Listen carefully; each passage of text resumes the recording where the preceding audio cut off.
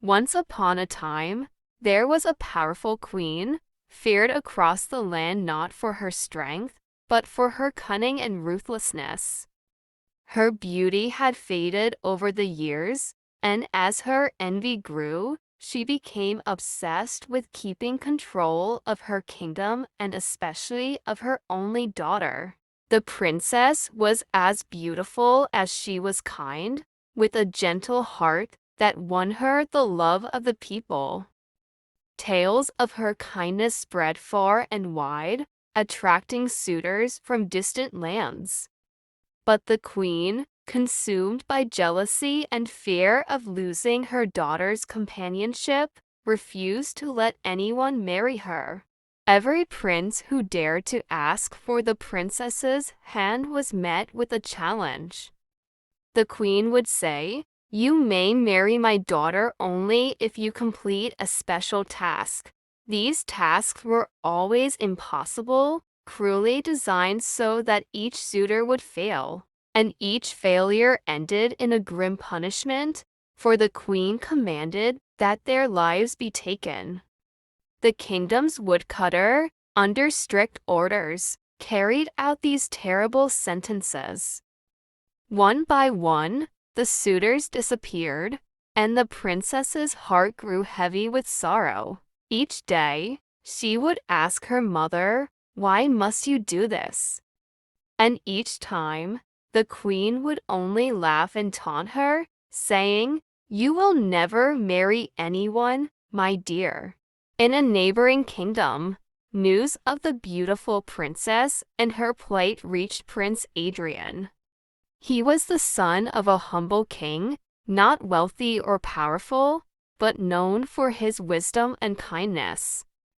Prince Adrian was captivated by the tales of the princess's gentleness and vowed to save her from her fate.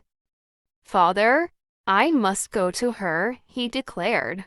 His father, worried about the queen's wicked ways, tried to dissuade him.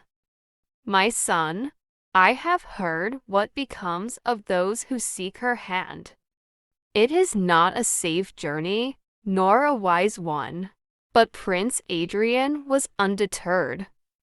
After weeks of persuasion, the king finally gave his blessing, though he worried for his son's safety. With a small pack of food and the simplest of armor, Prince Adrian set out, determined to win the princess's freedom. As he traveled, he noticed that his supplies were sparse and realized he would need help. "Perhaps I can find allies along the way," he thought to himself. After a few days' journey, he came across a peculiar sight: a man lying on the ground, snoring so loudly the birds scattered from nearby trees. The man's belly was enormous, rising and falling with each breath. "Who are you?"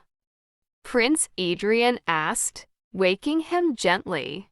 The man opened his eyes and grinned. "People call me Big Stomach. I'm always hungry, and I can eat as much as 100 men." "Then come with me," said Adrian. "I could use a friend with your appetite. Perhaps it will be of use." Big Stomach agreed and joined the prince, lumbering along beside him with a cheerful grin. As they continued, they came upon another man lying flat on the ground, his ear pressed to the earth. "What are you doing?" Prince Adrian asked. The man whispered, "I can hear the sounds of creatures miles away. I am keen-ear, and nothing escapes my hearing. Will you join us on our journey?" asked the prince. "I will," Keen-Ear replied. "Your steps have purpose, and I sense you will need my gift." And so, Keen-Ear joined the group. Soon after, they encountered a third man who was stretching his arms in a peculiar way, extending them as if they were branches of a tree. He called himself Long Reach, for his arms could grow to impossible lengths. When Prince Adrian invited him along, Longreach agreed, delighted to join the quest. Their final companion appeared just as the sun was setting. He was wrapped in thick layers of clothing, despite the warm weather. When the prince inquired why, the man replied, "People call me Cold Touch. When I remove my cloak, I can bring a chill over the land, no matter the season." With his 4 new companions, Prince Adrian finally arrived at the queen's kingdom. The queen, seeing the handsome prince and his unusual band of friends, sneered.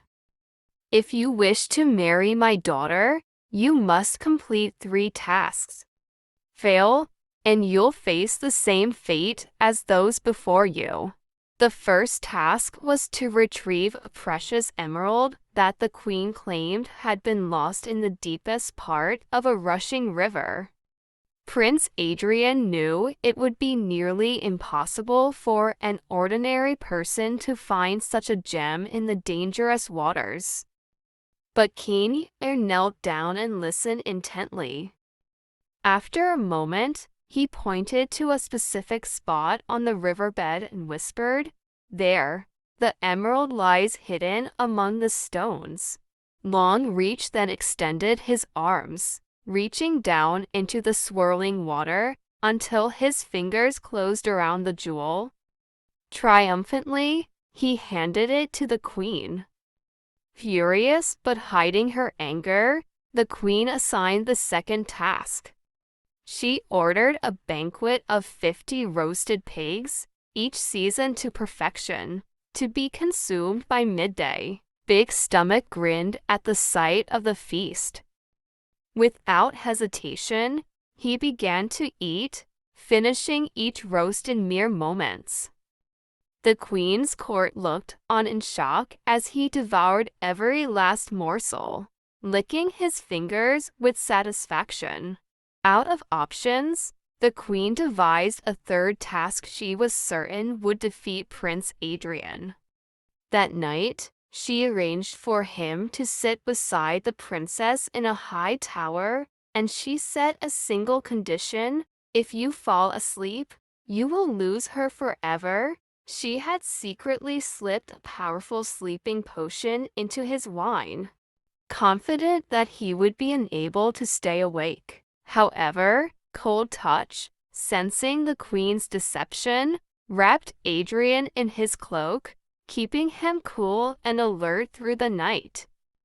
The cold air banished any drowsiness, and Adrian stayed awake, talking with the princess, who had longed for this moment of freedom and joy. The 2 spoke in whispers, sharing stories and laughter until dawn. When the first light of morning touched the tower, the queen burst in, expecting to find Adrian fast asleep. But there he sat, wide awake, holding the princess's hand. Enraged and humiliated, the queen fled the kingdom, disappearing into the wilderness, never to be seen again. With the queen gone, the kingdom celebrated Prince Adrian and the princess's marriage.